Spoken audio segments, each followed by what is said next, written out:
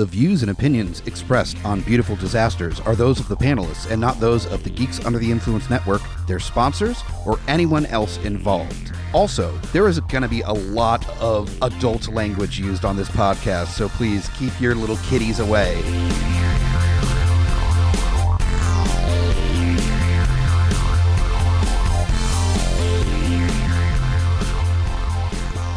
Welcome back to Beautiful Disasters, Schlock Abuse Edition. Fuck yeah. I'm F.U. Hunter, and with me, as always, The Grutz.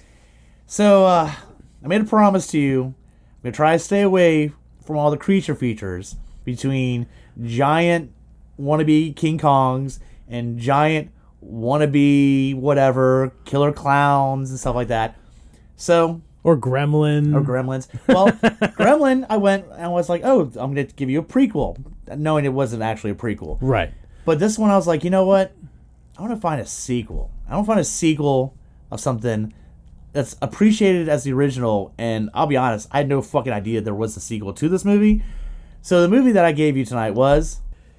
Roadhouse 2. That's right, motherfuckers. They made a second one. A few years... after the original. How long was that? Well, the original was in 89, and this is 2006. I've just been sitting there waiting for a sequel all that time. Yeah, just 27 years later. So no I guess, big deal. I'm guessing, is Patrick Swayze in this? He is not. Okay. Sam Elliott. I know he's in this. No, he's not.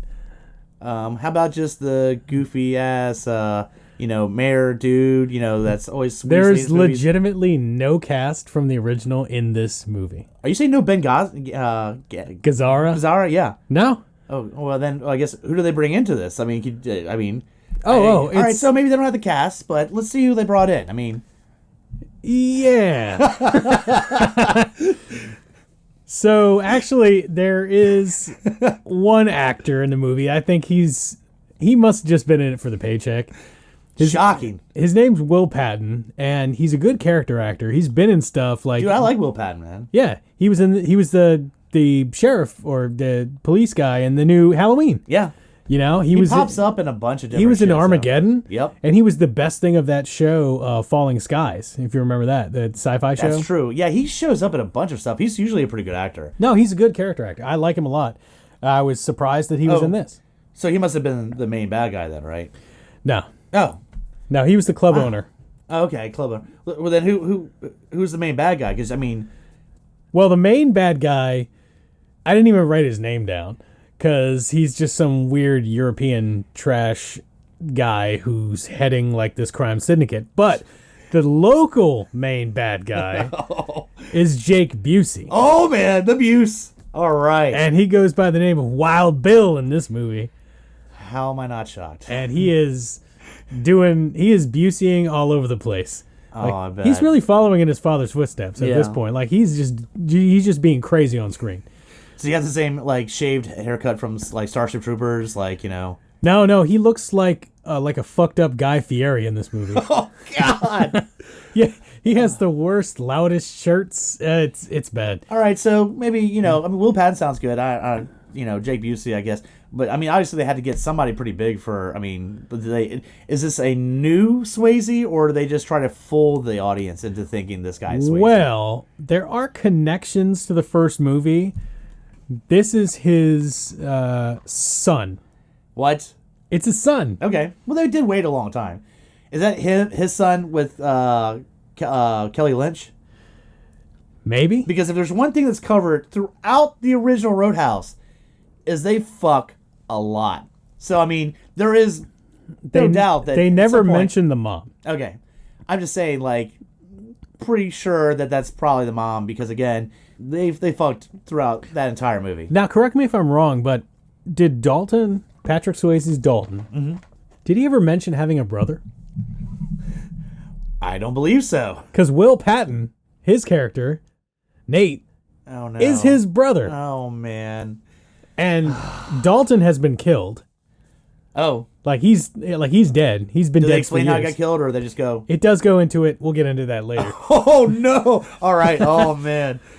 But, no, the guy who plays his son, who's named Shane Dalton, is an actor named Jonathan Shoke.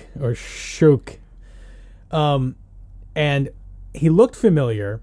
I was watching this with my buddy Jesse, and he was like, "It's that guy from that thing." That thing you do?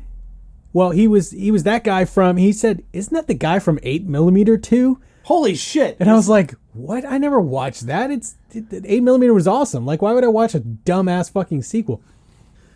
And in any case. And when he said that's the guy, I was like, but you know who he reminds me of? He reminds me of that guy with the long hair in the Doom generation. Really? Not the guy who was in fucking Donnie Darko. Yeah. The other one, the pretty one.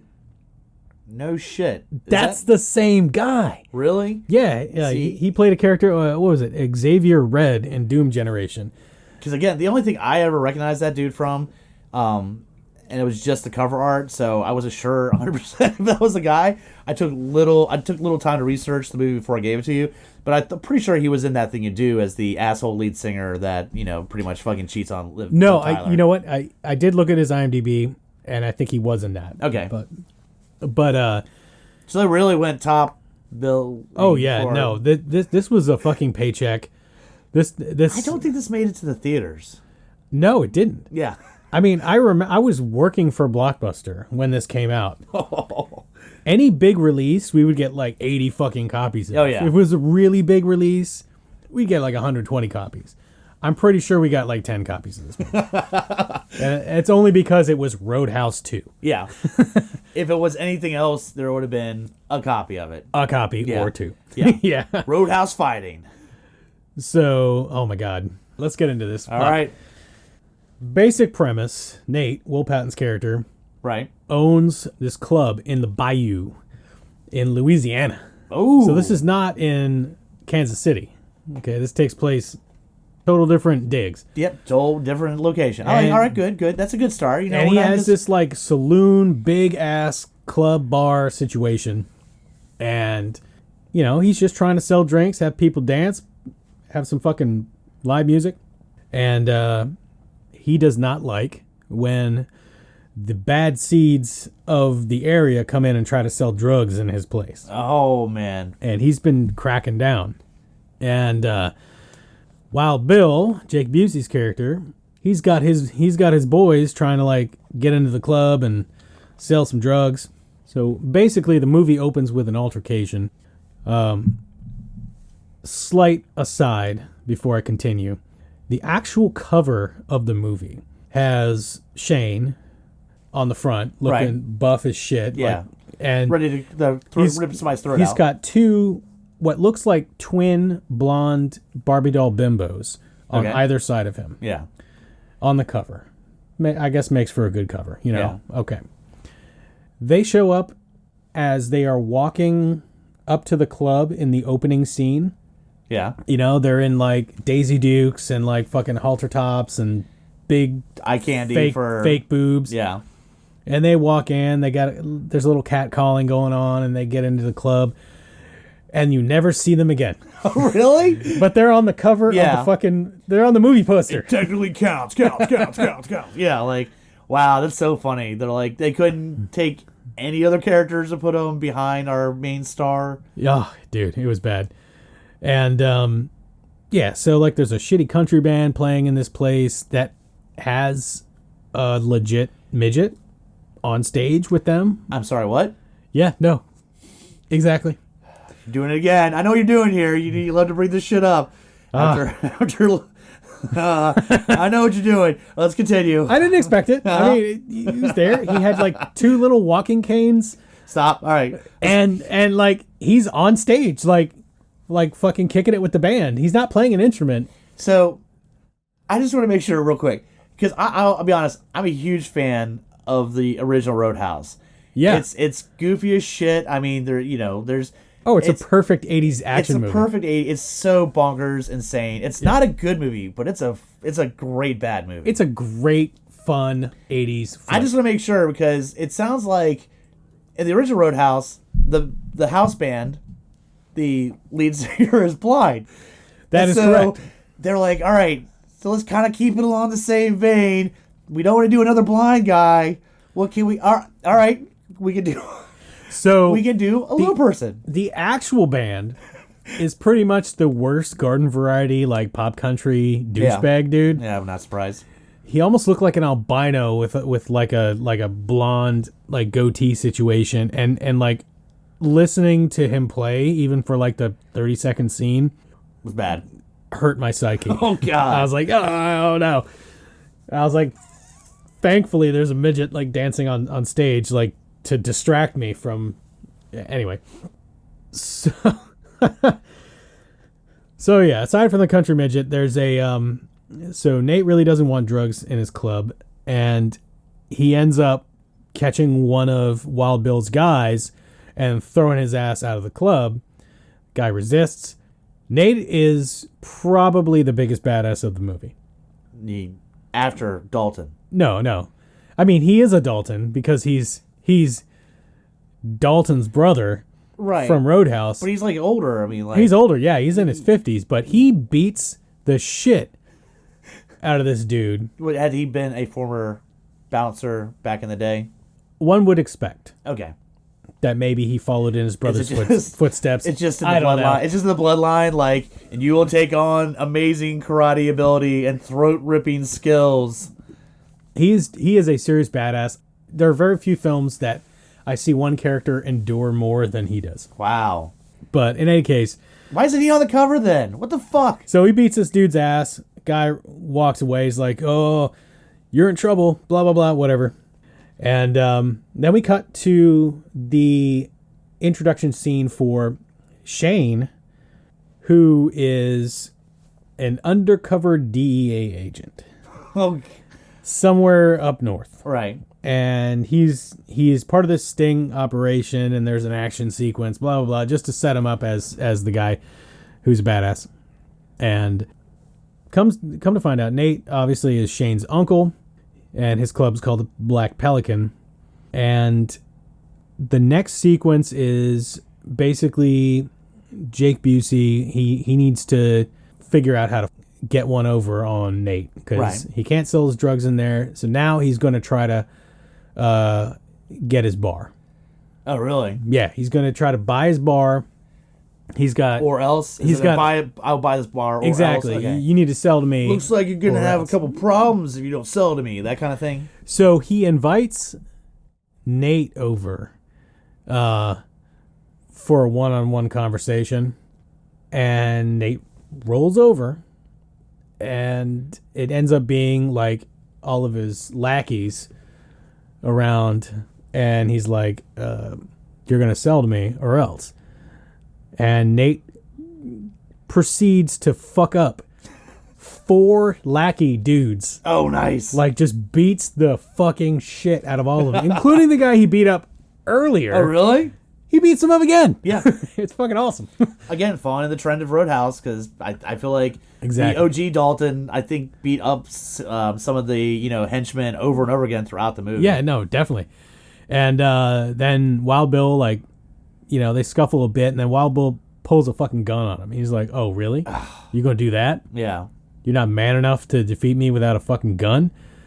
And he basically, like, they get back into it, and he disarms him, and he's like, "Fucking, I'm gonna take you out." And then other lackey, the girl, is like a throwing knife expert. All right, there you go. So she throws a knife, 2 knives into Nate. And he's like fucking bleeding, and he's got 2 fucking throwing knives in him, and he's like, "Fuck!" And he's about, like, Wild Bill's about to, like, shoot him, just like fucking end his ass. And in one last effort, he fucking knocks the gun out, punches him, dives into the fucking the bayou water. All right, you gotta do. And he gets away, and it's like, holy shit. That whole motherfucker's hard as nails. I'm still trying to close my eyes and think about Will Patton doing all these action sequences. Yeah. So, Jake Busey is obviously, like, pissed off about it, but he thinks Nate's dead. Like, even though they didn't he's like, find his body or anything. As most bad guys do. Once he's in the water, like, he's done. I mean, you know what? if he doesn't drown, the gators will get him. So he's got like his pad, on the fucking bayou with like fucking like hot tub and like it's a swank pad. Oh yeah. He's gargling fucking mojitos and shit, just like, yeah, no problem. And he ends up trashing Nate's joint to try to pressure the sale once he realizes that, Nate showed up in the hospital. He's still alive. Yeah. So, like, he goes in, he has his boys, like, trash the place. And then this is how word gets to Shane, where he is, that his uncle was attacked and is in the hospital. Like somebody from the bar or just like word of mouth. Yes, I think it was. It's a little fuzzy. Yeah. Yeah, this movie. It's not that important. Yeah, it's not really. So he ends up, he's like, all right, he takes some leave from work and he heads down there. Fun note, he has the same silver Mercedes that his dad did. However, I seem to remember that silver Mercedes getting exploded in the first movie. I think you're right. Yeah. And so either that or he just bought the same car. It probably just bought, It's like it's nostalgia. It's a Dalton thing, man. Like, all right, like when you reach the age of 30, you have to buy that. Like, your dad's car that was around before you were around. Right, yeah. And, yeah, okay, whatever. Anyway. You could get a newer car, but it's the Dalton tradition, all right? Yeah. So, oh, Jesus. Anyway, so he comes down, and since he is related to his uncle, he's somehow able to become the new owner, general manager, while his uncle's in the hospital. Oh, really? So his Okay. uncle, all right. So his uncle got out. He's in the hospital now. Do evil Jake Busey and them know he's alive, or is it like a hush hush? He's in the hospital. They do find out, Okay. and they haven't dealt with it yet because there's a new owner in town. However, Wild Bill has one of the bouncers at the club is his inside man. Oh man, Son of a bitch. always that way. Yeah. Damn it. And so Shane rolls up and he's going to be like, I'm going to take care of the club until my uncle's better. Until he's back. And, so he's like, we're going to clean this place up just like he wants. There's not going to be any drugs in here, anything like that. And I'm going to find out who did this to him. And, most people are like, well, you know who did this to him. Yeah. It's like, eh. But anyway, it goes back and forth, different escalating levels of back and forth. At first, Wild Bill's like, I'm going to offer you $400,000 for this club. And he's like, that's twice what it's worth. Yeah. I don't like this. We'll talk again, but for right now, it's no. Blah, blah, blah. That's not even really his bar. I mean, Not even. Yeah. Yeah. But, so they send guys over to fuck shit up, from time to time. And the only true tragedy of this movie is how much actual damage gets done to the actual facility. Yeah. Like, there's scenes where they wreck a kitchen, where they fucking fuck up, like, that shit's expensive, man. It is. But, I mean, I've never do owned a they small have business, any but Bigfoot-style trucks crash into destroy buildings? no. See, so they had all that property damage from the first one. They got to make up for it. It might be kind of small, nitpick, like picking out certain things, but if you're not going to monster truck a building, then you got to do an extensive amount of damage. It's true. Yeah. Oh, and I have to mention that Shane, as he was driving into town, he meets this blonde girl on the side of the road. He helps her change her tire or whatever it is, and then Wild Bill drives by and like flicks her off or whatever it was, and she's like, "Fuck you, man," blah blah blah. Anyway, that's the love interest. Okay. Is she a doctor or No. Okay. I was just checking to see because there's a few beats to keep following the first movie, so I figured I'd ask. I'm trying to remember if they actually established what she did. She was a good person. Yeah. So you think. In any case. So Wild Bill has pressure from his boss, who is fucking wherever in Miami or something on his yacht, and he's just like, I need that club. You know, we got a big deal coming up with these like Latin cartel guys, and I want they need somewhere to. I want to do it there, and like I you know, you need to get that club. Blah blah blah. Is it location? Because it sounds like they keep fucking up the club over and over again. Yeah, nothing makes sense. Yeah, like you just can't get a better location for a drug deal than this place. So no, exactly. So yeah, there's back and forth. There's attacks on other people. Wild Bill has like all the cops like bought in the town and stuff like that, just like the first fucking movie. He's no Ben Garazza or whatever, but like he's got his shit wired and everybody's scared of him. And they do shit to like ransack his uncle's house while Shane's sleeping there. Yeah, like whatever. Attacks back just and a forth. bunch of messages like you really make a mistake. Here you go. Here's something else fucked up. And eventually it gets to the point where they're just like, all right, we need to go to the hospital and just kill Nate. Kill the old man. Yeah. He's healing he from... He seems to not care about anybody else's multiple property. Stab wounds. And they get to the hospital and they just walk in, which is super unrealistic because there's security and you can't just go to random floors of a hospital. Yeah, exactly. There's one nurse on duty, which they fucking punch out. Oh, really? Yeah, it's like super mean. I'm guessing, it's kind of a small town. Am I wrong on this? Yeah, it's not big. Maybe small town hospitals just kind of like, just be cool and, you can roam around. It's fine. And of course, like his crew is anything but inconspicuous. Yeah. They are they literally walking with the guns out? There's like, he looks like a fucking like psychotic Guy Fieri. Yeah. All his dudes look like gangbangers. He's got like a crazy ice cold looking like killer woman. Yeah.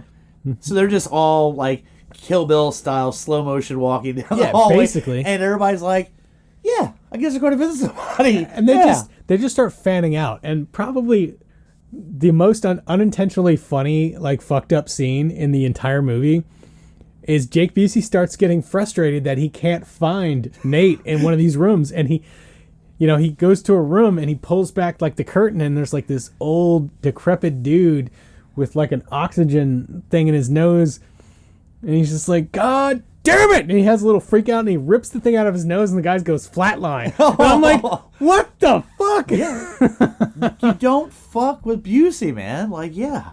And like I had a good laugh at that because it was just so over the top. That is amazing. So eventually, the same black dude that Nate originally beat up at the club and then beat up again during his attempted beatdown finds him in the room. Oh, it's that guy. And gets another beatdown. Of course, yeah. By a dude healing from 2 fucking knife wounds. Jesus. And then Busey shows up in the room. Oh, no. And they fucking fight. And eventually, Busey, like, fucking stabs him in the back. And it's like, all right, now he's done. Yeah. And no. Oh, really? He fucking survived. All right. And like they make it dramatic, like this is your final call, like, but he still lives. Okay. He still lives. Like Shane and the love interest show up not that long after. I mean, there was no coup de grace, there was no like slit the throat or anything. It was just like, I stab you in the back. That'll definitely kill Fuck you, guy. I know you just survived multiple stab wounds, but just go ahead and stab you again. Go for the throat. Just go through the throat real quick. I mean, So, yeah. So, obviously, it's like, it's game on from that point. And Shane is just like, all right, no holds barred. We're going. So, meanwhile, like, his trusted bouncers are cleaning up the place. Wild Bill's guys go up there and fuck them up. Kills one of them. The other one's all like half dead. And in the meantime, the love interest basically seduces him that night because she gets a warning from Wild Bill. If anyone's at the club tonight, they're dying. Oh, shit.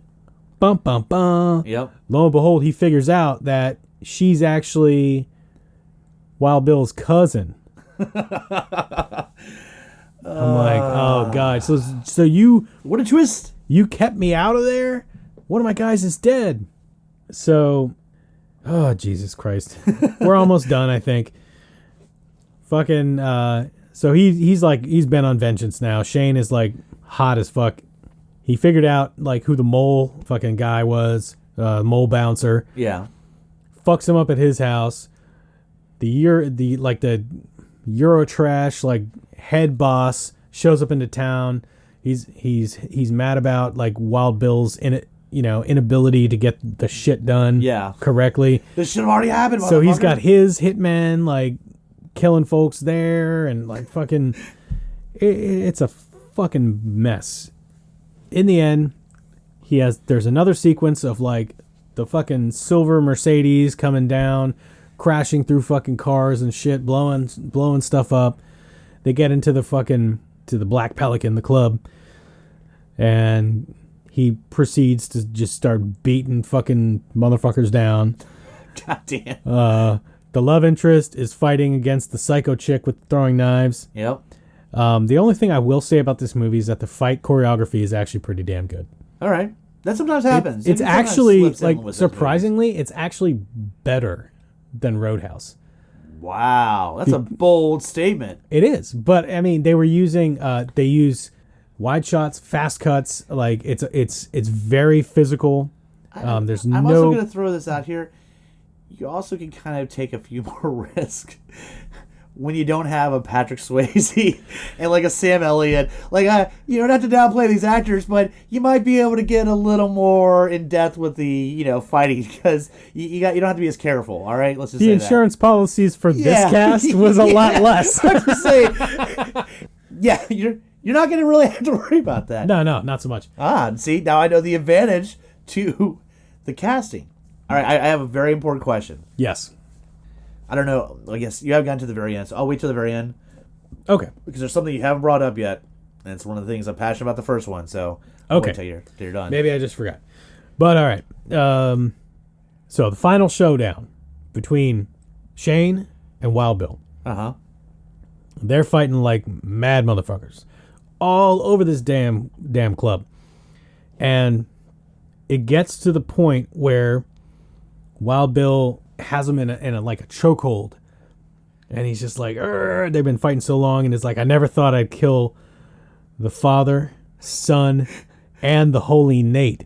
Turns out, the head boss ordered Dalton's death, like Patrick Swayze character's death, and the guy who carried it out was Wild Bill, was Jake Busey. Busey took out Swayze? That was one of his first things. Like, he just shot him. Like, there was no fight involved. Oh, my God. Yeah, it was fucked up. So did he get off on killing the Dalton bloodline? Is that a thing? So. Like he's tried to kill all three, and he thought he killed Nate, and so he's like, I'm Father, Son, and Holy Nate, and it's like, it was a good line. I was like, all right. Yeah. And then, of course, Shane gets his last wind, gets out of the fucking chokehold, fucks him up a little bit, and like kicks him through like the window of like the top floor of the club down, and he gets impaled on the Black Pelican statue. Oh, nice. All right. Done. And all right, so I'm gonna wrap this shit up. First of all, when you look at the actual like damage done and carnage inflicted, it occurred to me at the end of the movie that Nate and Shane and even the love interest were responsible for pretty much all the murders and deaths. The bad guys, Jake Busey's crew, killed one person. One of the bouncers.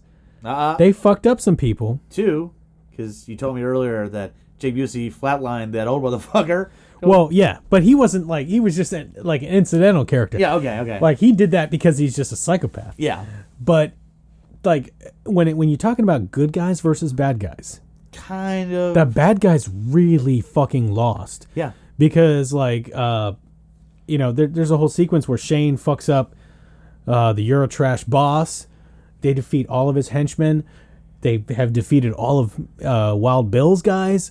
Wild Bill's dead. Like, all the bad guys are done, and they only actually killed one dude who was one of his bouncers, who was relatively innocent. You know, Yeah. he was just he was just working there. Body count's not pretty even.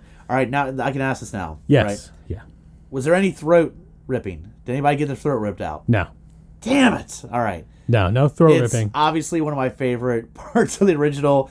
Anybody that's ever seen MacGruber, they play that shit up Oh, yeah. throughout that movie. I know people have issues with MacGruber, but that's one of the things I do appreciate is they take what happens in Roadhouse and extend that to, like, I think 10 motherfuckers get their throat ripped out. It's like it's the only way he can kill people. Yeah. So I thought maybe they would throw that on the sequel, but whatever. They didn't. No, God that damn it. was the one thing they didn't do. So the movie ends with, like, the fucking club is rebuilt. Nate is better. He's back at the club. And they have that fucking same country band playing with the midget. And the midget has a line in the song this time. Oh, God. And he's just like, "What you got, boy?" And I was like, "Oh, fuck. Oh, man. Don't end the movie like this. God damn it." It was predictable as fuck. And it was cast like a goddamn soap opera. You're still getting lucky, because it sounds like you could actually look at a bright spot in this with the actual, like, fighting scenes being Yeah. decent. But it does sound like it was still a huge, like, dumpster fire. So that makes me happy. So If it was it could have just been a Cinemax original movie. Yeah, you know, exactly. Or something like that. You know, it did not have to actually be related to Roadhouse. It could have just been like a direct-to-video, blah, blah, blah. But they obviously got the rights, and they made a bullshit story. Now, Patrick Swayze was still alive when this came out, and I truly hope he never saw this before he died, because I doubt it. he died in 2009. yeah, I know. I doubt he watched it. I mean, I hope not. they probably hit him up a few times, and he was like, "Fuck that." But I think he had walked away from that whole franchise years before that. So, Before it was a franchise. but again, Now it is. Fuck that. obviously, this was Grutz Punishment was the sequel, but I will still strongly recommend, if you haven't seen the OG Roadhouse, you have to see it. Oh no, I It's- love It's old school. insane. It has some amazing dialogue, as in pain don't hurt, right? Oh, dude, yeah. It's iconic for every reason that this movie is not. Yeah, exactly. So, 'Cause this as movie this is movie just- was a punishment to you, watch the original. Yeah. I'm guessing don't fucking go anywhere near Roadhouse 2. It's it's not good. Unless you're a Jake Busey completist. That's about the only way I could think you would need to watch this. Yeah, I guess. I mean, if you're like a Star Wars completist and still want to watch the prequels, I guess you can watch this. Yeah. But whatever. It was a tire fire. Like, everything good about the original. Like, it just rode coattails and had the title, and it was a paycheck. Yeah. And Will Patton, I like him as an actor. Shouldn't have been in this damn movie. I'm shocked he was in it. Like, yeah. Yeah. So, fuck.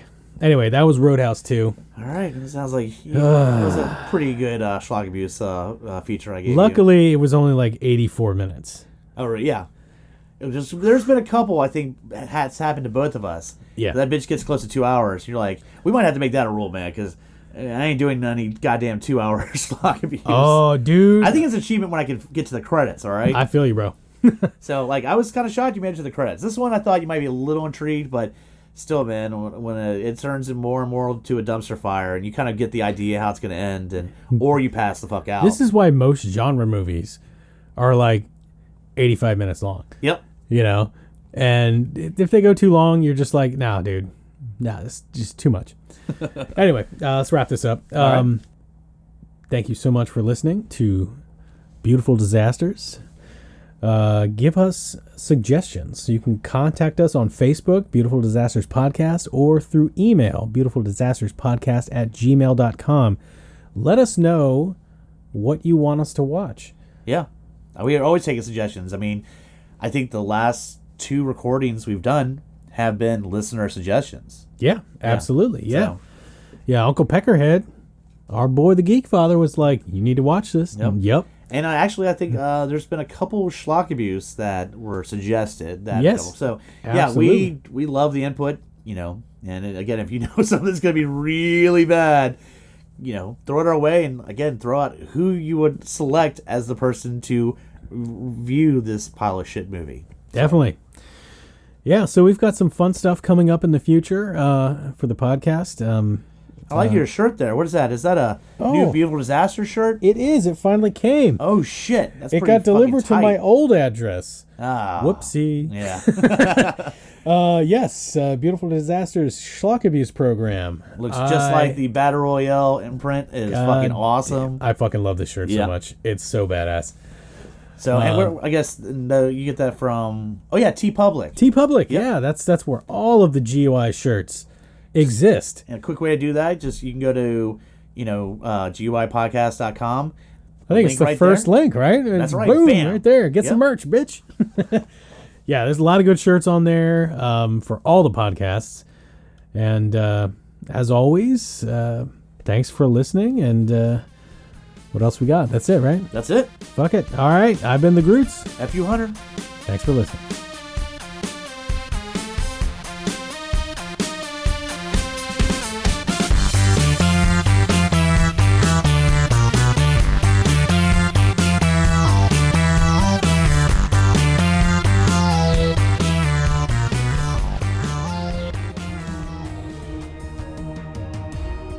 Coming straight from the mouths of madness, I'm Lowdown. I'm F.U. Hunter. Do you love horror? We fucking do. So this is a podcast dedicated to all things in cinematic horror. We're talking movies, television, composers, special effects artists. We're gonna fucking cover it. So if you love horror, embrace the madness. In a world ravaged by movie studios that keep rehashing the same things, only one podcaster has the guts to make it even worse. Join Mike the Hobbit as he traverses the internet to bring you some of the best and worst ideas for reboots, remakes, and reimaginings of some of your favorite and least favorite TV and film properties. Ideas like a John Waters He-Man movie, Fantastic Four the musical, and Aliens, done entirely with marionettes. What podcast would bring this evil upon the world? This is Smack My Pitch Up. Available anywhere you get your podcasts. GUIpodcast.com